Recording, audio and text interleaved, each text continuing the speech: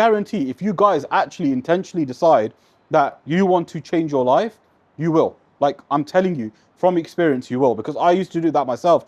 I used to sit in my 9 to 5 job, right? Working hard. It was like maybe 9 a.m., 10 a.m., right? And I was on my phone and I was really, really tired. And I was watching these YouTube videos, right? And I saw people living in Dubai, traveling, you know, making money online and just, you know, having freedom. And I'm sat at work, right? In front of my desk, doing my job, right? And I'm thinking to myself, I'm here getting paid 2 grand a month, right? To work for someone else, hating every second of it, here for 40 hours a week, while some other guy is living in my dream city, making money online and has freedom. What is he doing? What does he know that I don't know, right? And that kind of planted a seed in my brain, because a lot of you guys will watch this and be skeptical. You'll look at these people and think, oh, maybe they're doing something wrong.